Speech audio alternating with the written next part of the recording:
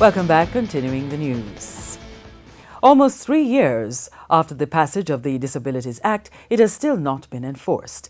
That means even government buildings are not compliant with regulations the state itself passed. In fact, there's a new study out that examines what progress, if any, has been made.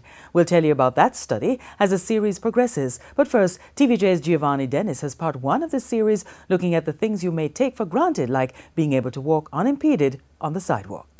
In November 2010, TVJ's Earl Moxham looked at the issue of utility poles in sidewalks. We were driving along Trafalgar Road in New Kingston when we saw this incident. Fast forward 4 years to August 2014, TVJ's Andre Jebinson exposed the accessibility of the Parliament building itself for persons using wheelchairs. Inside, violations abound for the Disabilities Act legislators sanctioned last week. As soon as you enter the building, persons with disabilities are greeted with stares. We counted 33 in all. The irony at the time, the historic Disabilities Act was being passed in the lower house.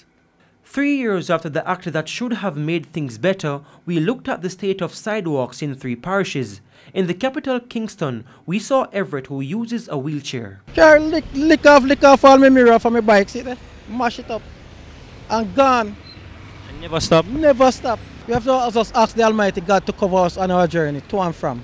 In Clarendon, an illegal vendor told us she has had to save many persons who trip over this bit of iron, the remains of a traffic sign. You have to catch all people right or so. You know how much time all a girl you have to catch all one old lady right or so. In Hanover, we spoke with Ghanaian Hazel, a visually impaired teen. They would basically put the light post in the middle of the sidewalk without care of who is using it. And sometimes you have to step out in the road. Director of the Disaster Risk Reduction Center at the University of the West Indies, Mona, Dr. Barbara Carby, just completed a study on issues affecting Jamaicans with disabilities. Our sidewalks are minefields. They're like obstacle courses when you look at them. But why are Jamaican sidewalks in such a state? Margaret Jarrett is an architect and urban planner.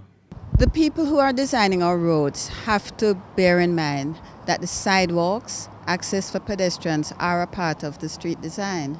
So the street design is not just the pavement or the roadway where the vehicles travel.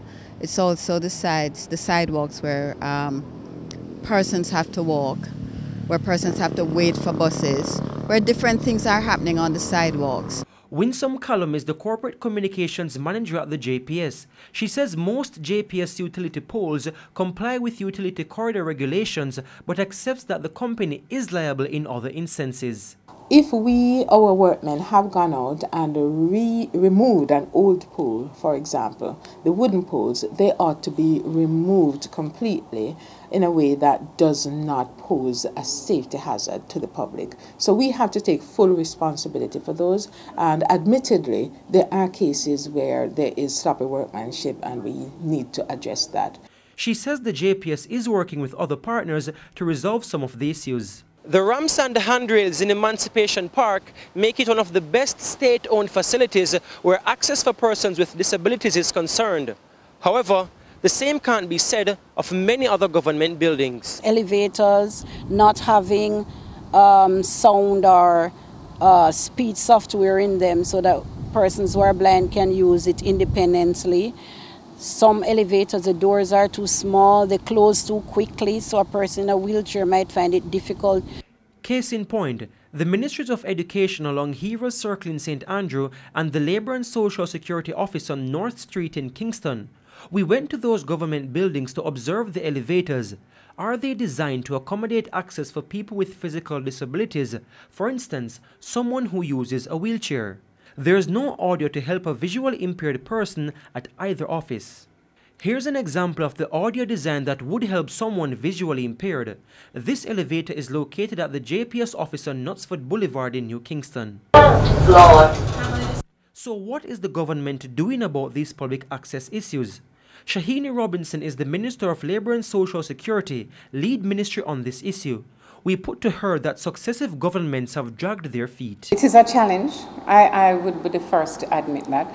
And I have said that as the lead ministry, we will have to lead by example. There's a ramp there for physically challenged persons here at this ministry, and some offices do have that. But I don't believe that what we have is sufficient. She says work will be fast-tracked and access for persons with disabilities is a priority. In our next report on the issue, we'll explore the need for more involvement of persons with disabilities in planning for natural disasters. Giovanni Dennis, TVJ News.